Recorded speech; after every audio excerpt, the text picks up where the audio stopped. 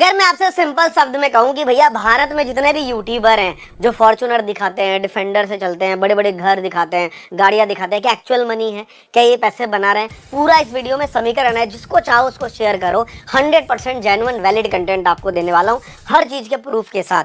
सबसे पहले समझो कि भैया भारत के यूट्यूबर हैं कौन कौन से। बहुत सारी कैटेगरी होती है भाई साहब। सबसे पहले समझो, यहाँ पे अगर लिखा है कि 1000 व्यूज पे 38 रुपए मिल रहे हैं, है ना, तो किस यूट्यूबर को मिल रहे हैं? किसी को मैं आपको बता दूं 1000 व्यूज पे 200 रुपए भी मिलते हैं इंडिया में, और किसी को 30 रुपए भी मिलते हैं। तो there are set of youtuber जो यहाँ से लेके यहाँ तक आ रहे हैं। इस बात का ध्यान रखना कि भैया 1 लाख व्यूज पे इतना। ये एक एवरेज मैं आपको डेटा दे रहा हूँ, ये एक एवरेज डेटा है, क्योंकि जब से कंटेंट क्रिएटर थोड़े से बढ़ गए हैं, कंटेंट थोड़ा हल्का और देसी बनाने लग गए हैं, आरपीएम उनका गिरने लग गया। इसे आरपीएम कहते हैं, आप समझ लेना पहले। आरपीएम यानी कि रेवेन्यू पर माइल, यानी कि 1000 व्यूज पे यूट्यूब आपको कितने पैसे देगा या कितने डॉलर देगा। चलिए सबसे पहले समझते हैं भारत के यूट्यूबर पैसा कैसे कमाते हैं। सबसे पहला पॉइंट है earning depend on some things. क्या चीज़ है?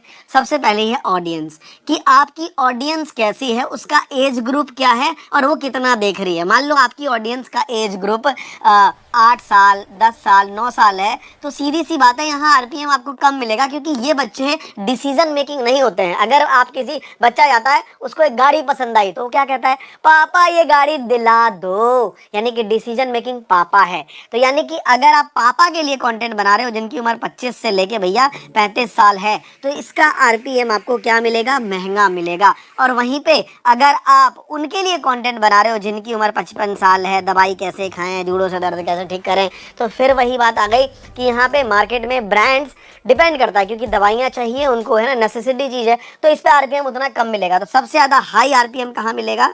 यहाँ मिलेगा, इस जगह पे। ये हाई आरपीएम गेम है इस वाले पॉइंट पे। वॉच टाइम, जिस वीडियो में वॉच टाइम जितना ज़्यादा होगा, आरपीएम उससे ही फर्क पड़ता है। आपने 10 मिनट की वीडियो बनाई, सामने वाला आता है 1 मिनट में गायब हो जाता है, और कोई आता है 6-6 मिनट तक देखता है, तो ऑब्वियस सी बात है उस पर ज़्यादा मिलेगा। क्यों? क्योंकि एड प्लेसमेंट अच्छा है उस चीज़ों पे। साथ में अदर थिंग, जैसे मंथ है, कोई ब्लैक फ्राइडे सेल चल रहा है, ज़्यादा एडवर्टीजमेंट देते हैं, कैटेगरी के ऊपर डिपेंड करता है। अब ये बात कैसे आ गई? सबसे पहला है एजुकेशन सेक्टर। इसे निश से डिनोट करते हैं। जैसे मान लो गवर्नमेंट जॉब से रिलेटेड आप दे रहे हो, कोई एग्जाम टिप्स दे रहे हो, इन सब का डॉलर ध्यान रखना 0.4 डॉलर इस हिसाब से है। तो वीडियो का टाइमिंग मोर देन 30 मिनट होता है। कोई भी अगर आप कॉम्पिटिटिव एग्जाम निकाल लें, है ना, ये है सिर्फ इंफॉर्मेशन, ध्यान रखना, मैं लिख देता हूँ, ये है खाली इंफॉर्मेशन। लेकिन वहीं पे आप एजुकेशनल, तो एजुकेशनल कंटेंट जो है वो 30 मिनट, है ना, 40 मिनट, 50 मिनट बन सकता है, क्योंकि पढ़ाने वाली चीज़ है। एक 6 मार्क्स का क्वेश्चन अगर कोई टीचर पढ़ाना शुरू किया, वो 15 मिनट जाएगा, तो बच्चा अगर पूरा मार्क्स चैप्टर क्वेश्चन समझना चाहता है तो शुरू से एंड तक ही देखेगा ना यार। This is reality. तो ये है, अगर वीडियो का टाइमिंग 3 से 15 मिनट है तो डॉलर कम होना शुरू हो जाएंगे। आगे आ जाओ, K-12 सेक्शन, यानी कि 10वीं 12वीं, इस वाले सेक्शन में भी आरपीएम कम होता है। बट अगर 20 मिनट से ऊपर की वीडियो है, लॉन्ग लाइक वीडियो है, तो ये $1 भी चला जाता है, ध्यान रखना। सेम वही है नीट और जेई पे भी। अगर मोर देन 30 मिनट है तो ये $1.5 को भी एक बार को चला जाता है, ध्यान रखना। बट अगर आप वही टिप्स, नीट में कब पढ़ें, क्या एग्जाम है, तो भैया आपका $0.4 ही टिक जाएगा, अगर आप एजुकेशनल नहीं बनाओगे, इंफॉर्मेशनल बनाओगे तो। चलो उसके बाद आते हैं क्रिप्टो। देखो क्रिप्टो एक ऐसी चीज है ना जो ग्रोइंग सेक्टर है, राइट। क्रिप्टो में पैसा लगता है, मनी मेकिंग सेगमेंट है। तो ध्यान रखना, जिसमें भी मनी इन्वॉल्व है, जहां भी मनी इन्वॉल्व है, तो मनी लाइक इन्वॉल्व है, उसका डिमांड ज़्यादा है। कंज्यूमर क्विक, मान लो मैंने सीधा सीधा 10,000 रुपये किसको दे दिए? किसी भी कंपनी को दे दिए, चले गए, तो इसमें आरपीएम जो है वो हाई मिलता है और स्पॉन्सरशिप भी ज़्यादा मिलता है। तो आप देख रहे हो मैंने लिखा हुआ है एवरेज 2.5। आप सोचो, जहाँ 5 गुना 5x ज़्यादा बाकी कंटेंट से मिल रहा है। अगर अगले को 1 लाख व्यूज़ है ना भाई साहब, 1 लाख व्यूज़ है, तो इसका अगर 20,000 व्यूज़ है, के बराबर है।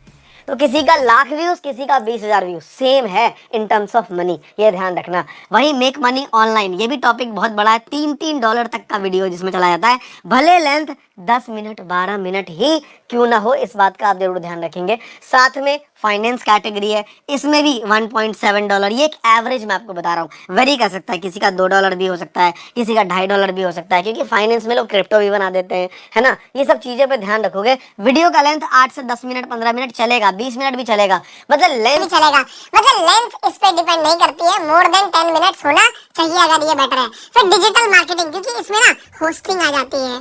होस्टिंग एक ऐसा सेगमेंट है, ये अच्छा पैसा देती है क्रिएटर्स को, राइट। तो इस सेगमेंट में भी आप $1.5 $2 एक्सपेक्ट कर सकते हो आरपीएम। और दूसरी बात, ये सब जो है ना, ये मैं बात कर रहा हूँ यूट्यूब की एडसेंस रेवेन्यू की, जिसका जितना आरपीएम समझ लो उतना उसका उतना पैसा। जैसे एजुकेशन सेक्टर में ज्यादातर टीचर क्या करते हैं, ब्रांड प्रमोट नहीं करते हैं। क्यों? क्योंकि वो खुद का अपना 10वीं का मैथ, 12वीं का जेई का किताब यही बेचने में लगे रहते हैं। तो आप उनसे बोलोगे, बोला नहीं हम फालतू का स्पॉन्सरशिप नहीं करते। क्यों? क्योंकि तुम कमा रहे हो किसी और वे में। कोई ब्रांड करेगा तो बोलेगा कोर्स बेकार है, हम कोर्स नहीं करते, तो ब्रांड क्यों कर रहे हो। सभी क्रिएटर किसी न किसी तरीके से पैसा कमाते हैं। 5 तरीके ध्यान रखना। सबसे पहला है एडसेंस, दूसरा है स्पॉन्सरशिप, तीसरा है कोर्सेस, चौथा है एफिलिएट मार्केटिंग, पांचवा है कोई लाइव कर रहा है तो सुपर चैट मेंबर्स जोड़ लिए, और नेक्स्ट एक दो चीजें अटकन मटकन चटकन लाइक अपना कोई मर्चेंट डाल दिया, कोई कुछ कर दिया। इस तरीके से लोग पैसा बनाते रहते हैं। तो इन बात का ध्यान रखेंगे। ये पूरा एक सेगमेंट जो मैंने आपको यहाँ पे बताया चीजें, सबसे पहले आप ध्यान रखिएगा, एक नॉर्मल यूट्यूबर अगर उसके हर वीडियोस पे 100 के व्यूज आ रहे हैं और वो स्किल कैटेगरी में है, स्किल कैटेगरी में वो किस तरीके से पैसे कमा सकते हैं मैं बता देता हूँ। सबसे पहला है एडसेंस। एडसेंस से वो कम से कम महीने के आराम से 3 लाख रुपए कमाएगा, ये मैं आपको बता देता हूँ, 300 के। दूसरा है स्पॉन्सरशिप। अगर वो महीने के 12 वीडियो डालता है ना, पूरी वीडियो नहीं डालता, तो ऑब्वियस सी बात है उसकी क्रेडिबिलिटी ज्यादा है और वो एक ब्रांड से कम लाख रुपए ले सकता है। मारे से मारा अगर वो 2 वीडियो भी करता है तो 200 के उसका बन जाता है। उसके बाद है एफिलिएट। एफिलिएट से कम वो लाख रुपए बना सकता है। उसके बाद है वो कोर्स सेगमेंट। कोर्स से वो कम 5 लाख रुपए बना सकता है, ध्यान रखना। अब सोचो 5 3 8 2 10 11 लाख रुपए कोई भी क्रिएटर जो है वही पैसे बना सकता है। 11 लाख में भैया कौन कौन सी गाड़ी हमारी आ जाएगी, ध्यान रखना। तो आप मुझे कमेंट में बताओ कि क्या वो डिफेंडर ले सकता है, फॉर्च्यूनर ले सकता है, घर ले सकता है, ये चीज सही है कि नहीं है। रही बात एंटरटेनमेंट वालों की, एंटरटेनमेंट वाले एक्सट्रीम पॉपुलर होते हैं तो थोड़ा कमा पाते हैं, अदरवाइज उनका जीवन शो ऑफ पे चलता है। जैसे कि मान लो किसी ने BMW 1 करोड़ की खरीद ली और वो EMI पे ले आया, उस पर 100 वीडियो बना दी, फिर बेचाया, तो उसको लगता है भाई 10-15 लाख रुपए मेरे 100 कंटेंट बन गए, क्या बुरे हैं।